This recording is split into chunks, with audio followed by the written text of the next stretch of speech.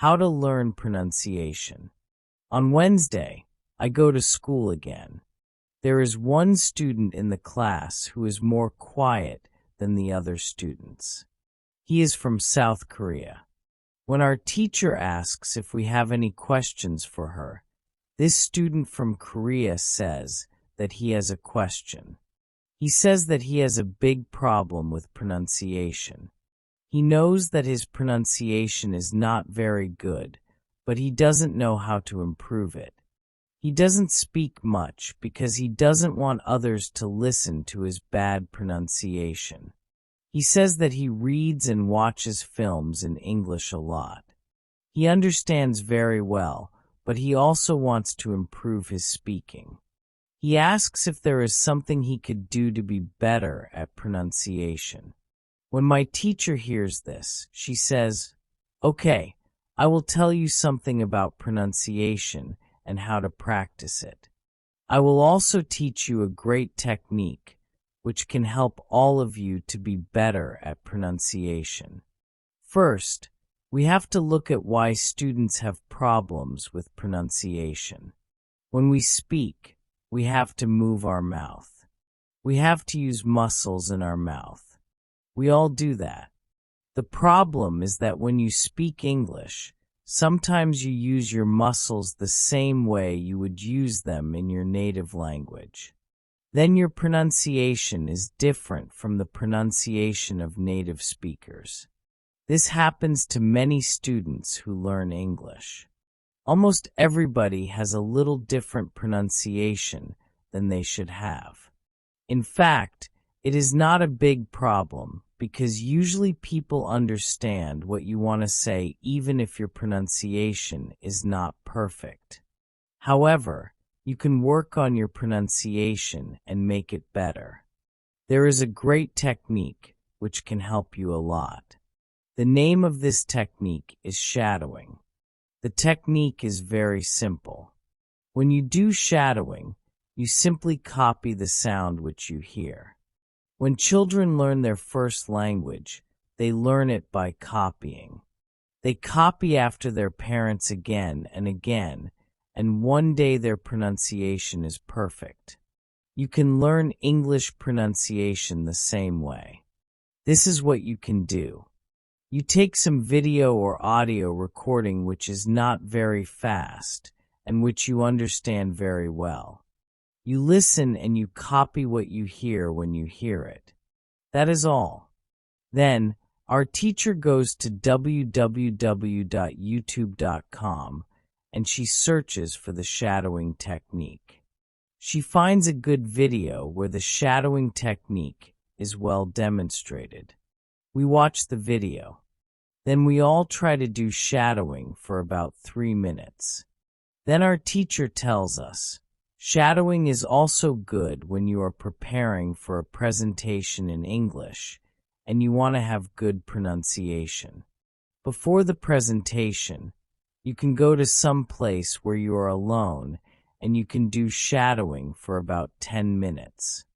You will see how much it will help you to have better pronunciation during the presentation.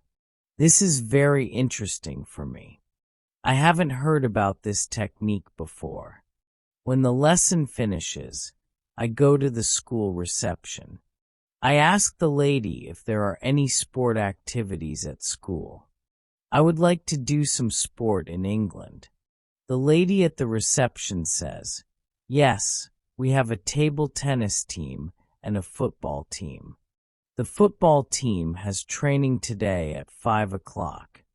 I am very happy because sport is very important in my life. I go to the training of the football team. I meet a lot of players from different countries.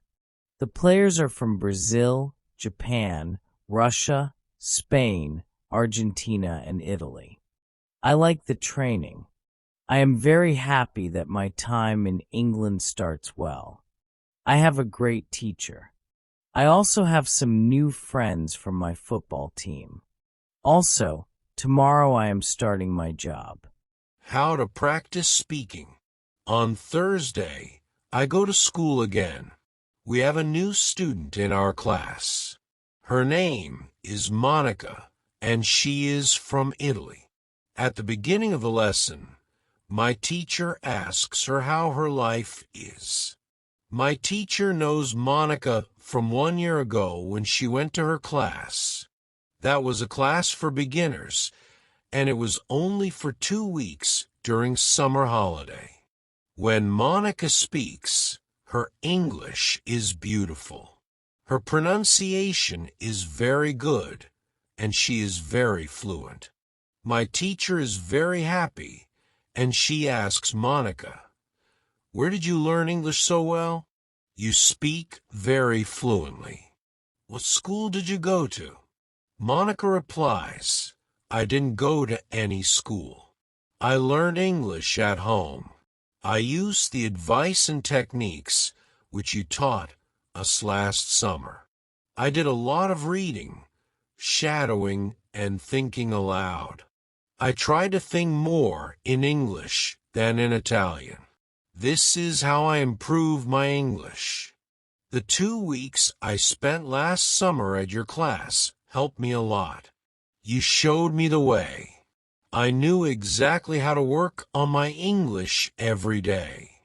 That's why I wanted to go to your class again, because 1 year ago, I was a beginner and now I can speak English. I want to learn from you again." My teacher is very happy when she hears these words. She thanks Monica for sharing her experience. It is all very interesting for me. I already know about the importance of reading. I also know the shadowing technique. However, Monica also speaks about thinking aloud. I don't know what it is. So I ask our teacher, "What is thinking aloud?" Our teacher says, "It is a very simple and powerful technique. You have to have a strong motivation to learn English if you want to benefit from this technique. It is also good to know that for some people this technique is a little bit crazy. However, when you start to think aloud, your English can improve very fast. I say, I have a strong motivation. I don't care if the technique is crazy. If it helps, I want to learn it. Can you teach us this technique?" Okay, it is actually very simple. You usually think in your native language all day, every day. It is normal. Now, you can start to think in English instead of your native language. And when you start thinking in English, then you can think aloud. It means that you actually say aloud what you think. It is all. I say, it looks very simple. You said that it is a powerful technique. Why is it powerful?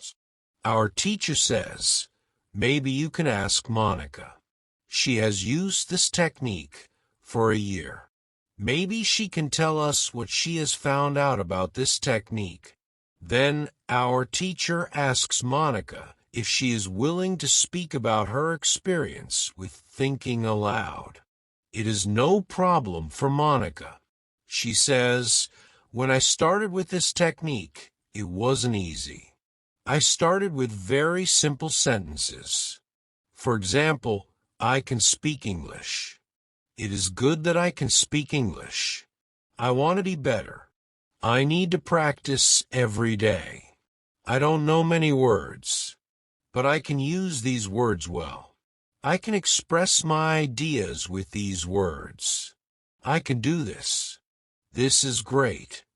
The sentences were really simple.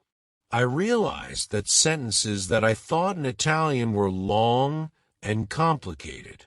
I wasn't able to say in English exactly what I was saying in Italian.